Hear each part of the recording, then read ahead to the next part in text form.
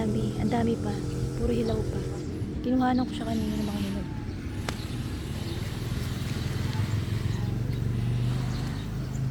Ano sa yellow? Araw-araw may napipitas na hinog. Ganyan siya, hindi siya namumula. Yellow lang talaga siya. Ito, silin demonyo. Ayan. Siya, ayan, Yung kamatis na ano, ang ginagawa. kanina pinitas ko yan. Pagka ginagamit mo, Doon. hindi na hihimayin, basta buo na lang ilalagay mo sa salad na ganyan. Pwede naman Tapos hiwain pagka sa kinain mo, gitna. subo mo na buo ng ganyan. Hindi Baka na mabulunan ka pa. Pag ganda dyan, wag mo nang nguyain. Ilulun mo na lang bigla parang Sobra ka tabletas. naman, hindi ka din ang bulon-bulunan ka naman. Sobrang katamaran Ay, niya. bawal, Huwag nang hiwain sa ilulun mo Alam, lang. masarap to. Sitaw. Ay, hindi na over eh. Parang dito sa side na to, hindi napitasan eh. Diyan din ako nakakuha ng dalawa kaninang sitaw. Yung mga, Ganda ah. mga yellow. Ano sa saluyot. Hindi ang lagyan naman kayo ng sa salad, masarap to. Anong klaseng salad? Kamote Yung- top. Meron ditong malaking kamatis. Saan pa mo? Eto. Dito. Andiyan ba? Nandito sila. Nagtatago dito. Eto. Dito ako nakapulot to ng isang timba eh. Isang puno lang. Sige, hatakin mo na to. Ah, sabi ko na malalaglag.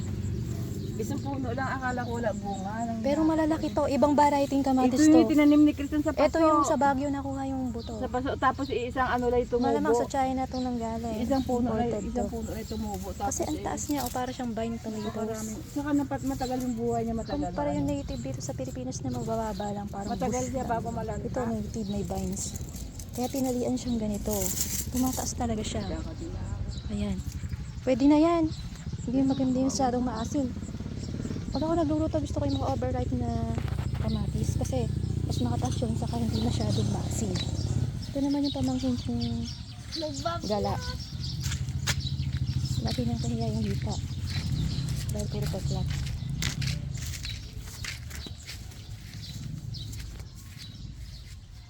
Mama, tama na yan. Kanina pa siya. Punong-puno na yung basket niya. Nasa luyot, ayaw pa niya tumigil. Ko lang kung ano yung hinahanap nito. Ayun na, papauwi na siya. Sana nga papauwi na nga talaga siya. Sana totoo na to. Dahil gusto ko na rin umuwi. Dahil mainit na dito. Sino? Ini-enjoy niya talaga. Yung mga bataw at patani wala na mga bunga. Marami. Sigarilyas. Yung bataw ka mo, nalanta na lang. Pag ay nakukuha ko ng panghilig nito, parang hindi na ako bibili sa mall. Yun lang din mo tinitinda sa Oo mall. nga daw. Yung fisted Yung ko sa nga nang Watson? wapa ng ganyan eh. Sa Watson. Ibang ano daw nila sa pinggan. Sabi ko, ano? Oo, sponge to, Eh, ano sa sponge. pinggan? Sponge siya, Sabi ko, sponge. hindi ko alam yung kadami sa ano namin ng ganyan. Ganyan. Kung gusto mong pumunta, ibababad mo muna sa sunrocks. Saka may bibirad. Para malinis talaga. Ayun talaga maganda naman. Pati kapos, binigyan na binigay. Siya. Bago siya makarating ng bahay, marami muna siyang dinadaanan. Mga alauna, magluluto niyan. Pagdating doon sa loob. Gutom na gutom na yung mga tao bago pa siya makauwi. Lahat pinaplug pati yan. Ayan yung mga pamangkin ko na makontrabida. Gano'n, isang kamay eh. Nakahawak ng bunsin. Ayun pa, hindi pa nabibigyan mo. Ayun o. Ah! Diyos ko! Ayan, peklat na naman. Puro peklat na hita mo. Tingnan ko nga, tingnan ko nga. Diyos Maria, ayaw kasi kumain ng gulay. Kaya lampa.